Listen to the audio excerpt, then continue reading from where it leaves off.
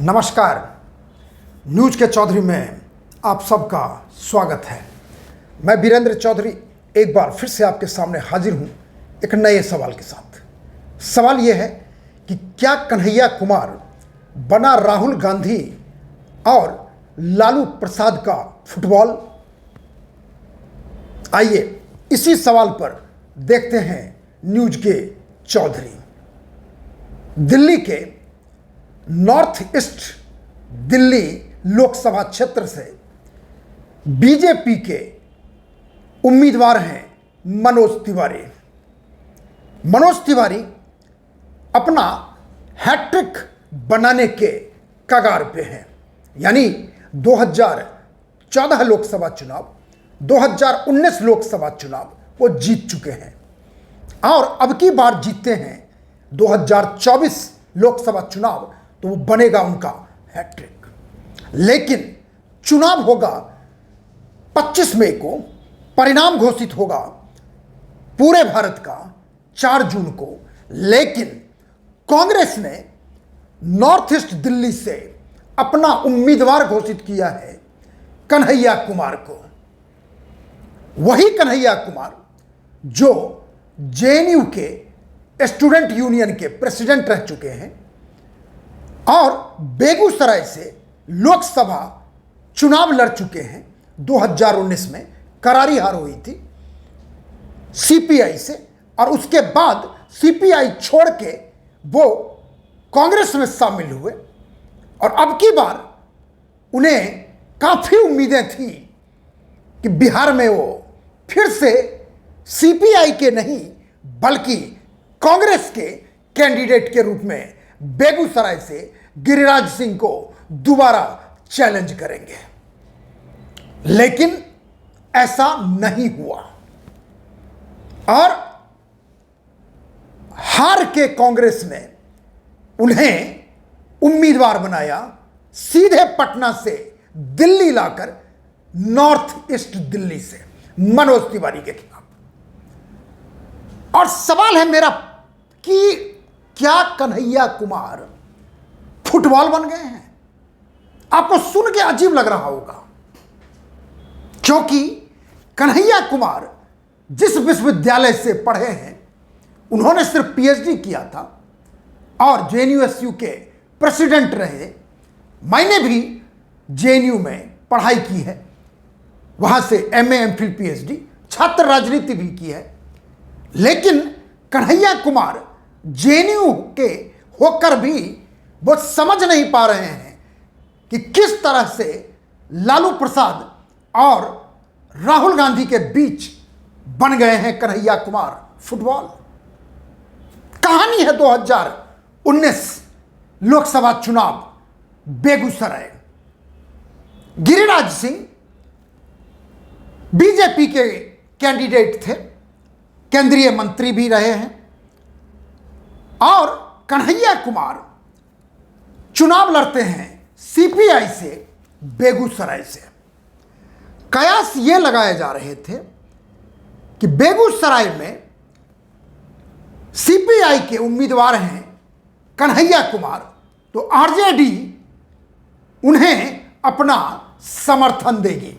यानी लालू प्रसाद 2019 लोकसभा चुनाव में कन्हैया कुमार को यानी सीपीआई को समर्थन देंगे।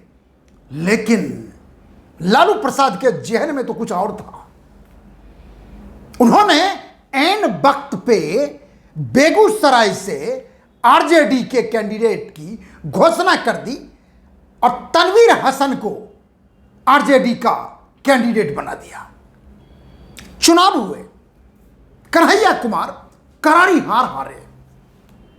गिरिराज सिंह 4,22,217 वोटों से चुनाव जीते और कन्हैया को मिला 2,69,976 वोट और आरजेडी के कैंडिडेट को मिला तनवीर हसन को 1,98,233। यदि प्रतिशत के लिहाज से देखें तो गिरिराज सिंह को मिला था 56.48% वोट, कन्हैया को मिला था सिर्फ 22.03% वोट और आरजेडी को मिला था 16.17% वोट। यदि आरजेडी और सीपीआई को जोड़ भी दें तो भी हालांकि गिरिराज नहीं हारते। सवाल उठता है कि आखिर लालू प्रसाद ने 2019 में बिहार के बेगूसराय लोकसभा क्षेत्र में सीपीआई को क्यों नहीं समर्थन किया? बताऊंगा। अब 2024 में ये 2024 लोकसभा चुनाव में आरजेडी यानी लालू प्रसाद यादव ने 2 लोकसभा क्षेत्र, एक पूर्णिया लोकसभा क्षेत्र और दूसरा बेगूसराय लोकसभा क्षेत्र, जहां पे कांग्रेस का क्लेम था, जहां पे कांग्रेस चाह रही थी कि पूर्णिया और बेगूसराय उसे दी जाए।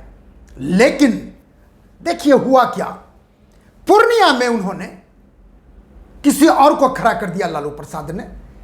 लेकिन पप्पू यादव कांग्रेस ज्वाइन करने के बाद भी उन्हें टिकट आरजेडी ने बोला हम कांग्रेस को यह सीट नहीं देंगे और पप्पू यादव निर्दलीय उम्मीदवार के रूप में पूर्णिया से खड़े हो गए हैं। दूसरा बेगूसराय, जहां पर उम्मीद थी कि कन्हैया कुमार, चूंकि कन्हैया बेगूसराय से ही हैं, टिकट मिलेगा। लेकिन लालू जी का खेल देखिए, पिछली बार सीपीआई को समर्थन नहीं किया, अब की बार क्या किया कि बेगूसराय का सीट सीपीआई को दे दिया। और देखिए सीपीआई से कैंडिडेट बन गए गिरिराज सिंह के खिलाफ बीजेपी के उम्मीदवार हैं, केंद्रीय मंत्री हैं अवधेश कुमार राय। यानी सीपीआई को 2019 लोकसभा चुनाव में लालू प्रसाद समर्थन नहीं करते, अपना कैंडिडेट खड़ा करते हैं। अब 2024 लोकसभा चुनाव में लालू प्रसाद जी सीपीआई को बेगूसराय से सीट दे देते हैं। क्यों? अब देखिए 2019 में और 2024 में आखिर कारण क्या है?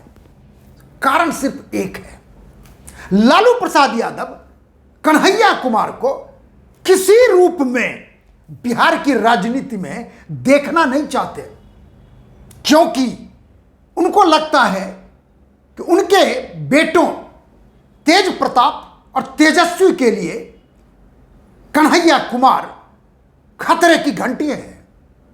इसलिए वो कन्हैया को किसी तरह से बिहार की राजनीति में स्थापित नहीं होने देंगे। उसी प्रकार जैसे पप्पू यादव को उन्होंने ठान लिया है कि पप्पू यादव को हम किसी भी हालत में पूर्णिया से उम्मीदवार नहीं होने देंगे कांग्रेस का। यह तो बिहार की बात हुई। लाचारी क्या है राहुल गांधी की, मजबूरी क्या है राहुल गांधी की कि लालू जी ने वो कह नहीं पाए, या जान के उनका स्ट्रेटेजी था, क्योंकि कांग्रेस में भी एक कल्चर है कि यदि आप इंटेलिजेंट हैं, मेधावी हैं, तो आपको जैसे दूध से मक्खी को निकाल के फेंक दिया जाता है। दर्जनों कांग्रेसी नेता पार्टी छोड़ के चले गए, किसी को रोका नहीं गया। क्यों? क्योंकि गांधी परिवार को हमेशा लगता है कि राहुल को खतरा है। राहुल बार बार बार बार पार्टी को हरा रहा है, लेकिन सर्वे सर्वा निर्णय राहुल करेंगे। भले दर्जनों नेता पार्टी छोड़ के चले गए, चिंता पार्टी की नहीं परिवार की है। अब देखिए आते हैं फिर से कन्हैया कुमार पर। कन्हैया कुमार को लालू जी ने ऐसा किक मारा फुटबॉल के रूप में कि सीधे पटना से दिल्ली पहुंचा दिया। अब दिल्ली का खेल देखिए, दिल्ली में कन्हैया कुमार को नॉर्थ ईस्ट दिल्ली से कैंडिडेट बनाया गया है। नॉर्थ ईस्ट दिल्ली का शुभारंभ होता है 2009 लोकसभा चुनाव में, और उस समय वहां पे कांग्रेस की जीत होती है और हारता है बीजेपी।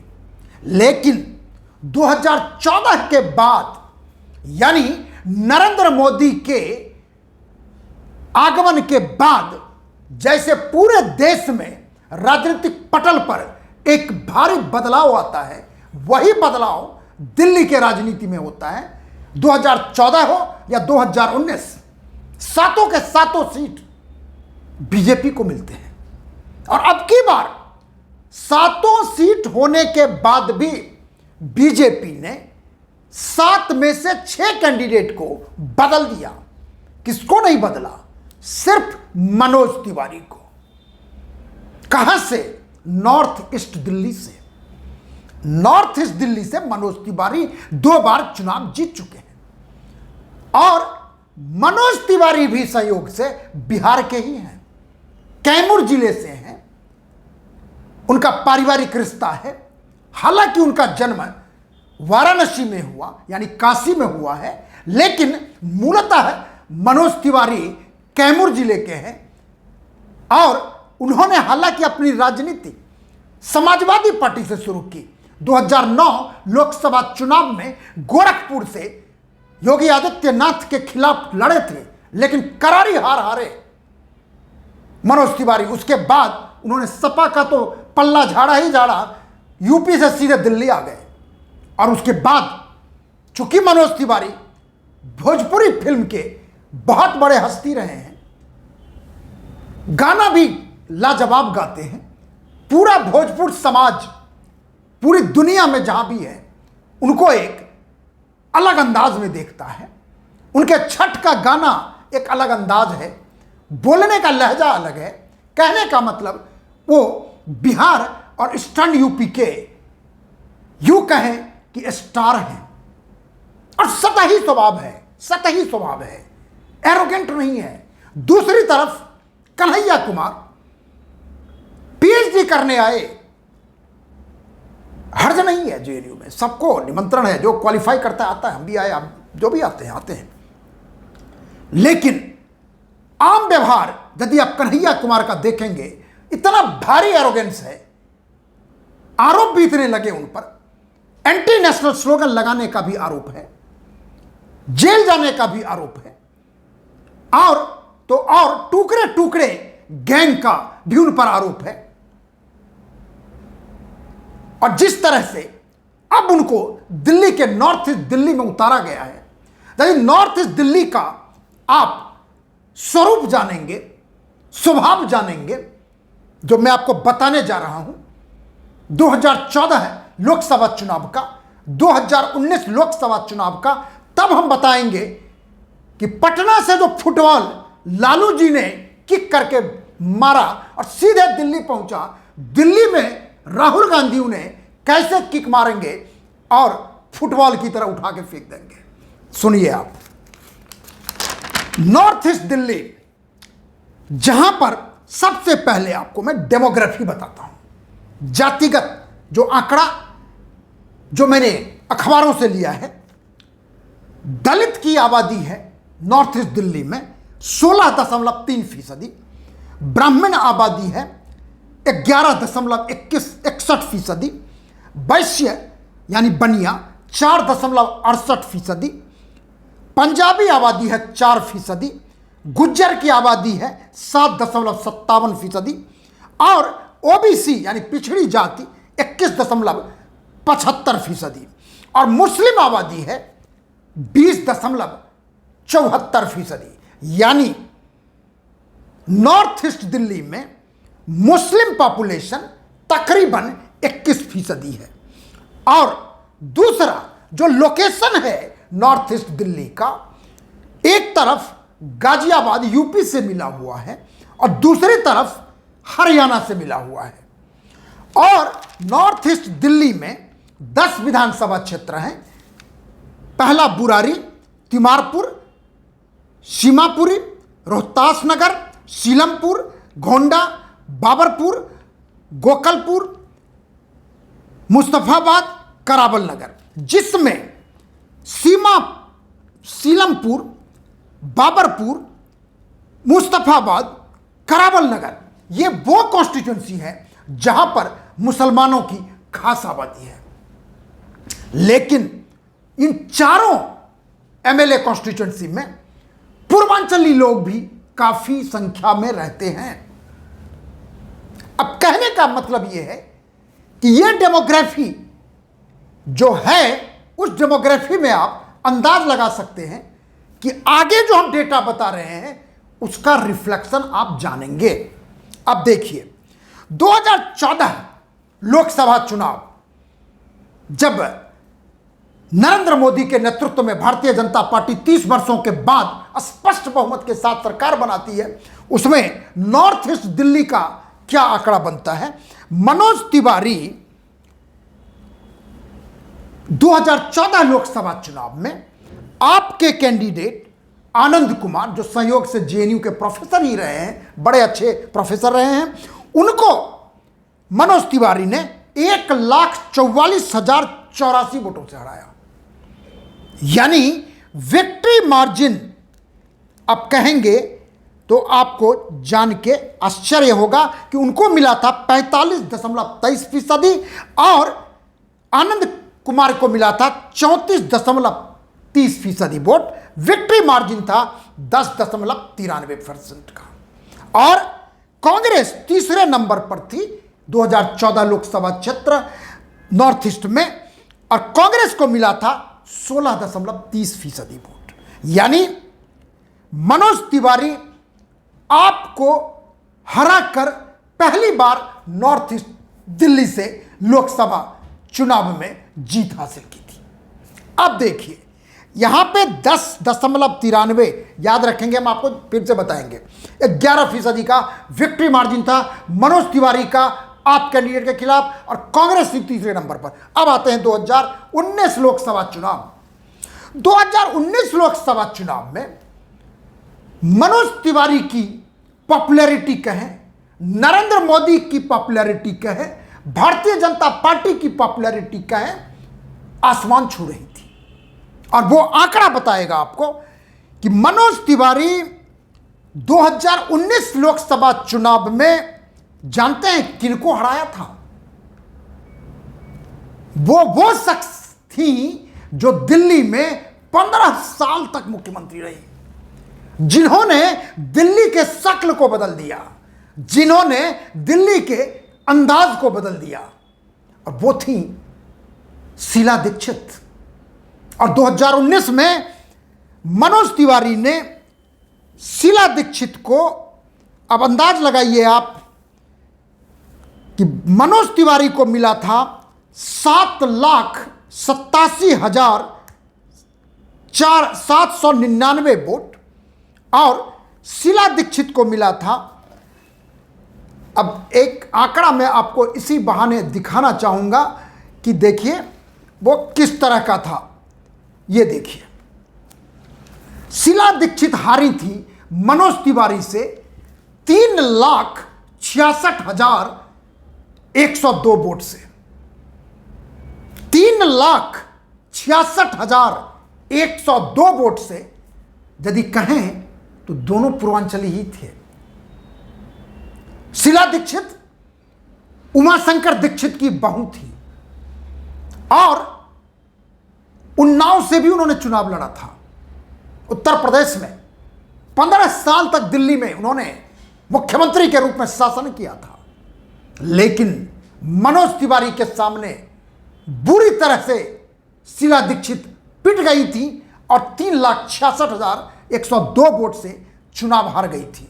यदि प्रतिशत के रूप में देखें तो मनोज तिवारी को मिला था 53.90% वोट, यानी 54%, और शीला दीक्षित को मिला था 28.85%। अब सोचिए दूसरी बार मार्जिन घटता है, लेकिन यहां पर मार्जिन बढ़ के हो जाता है सीधे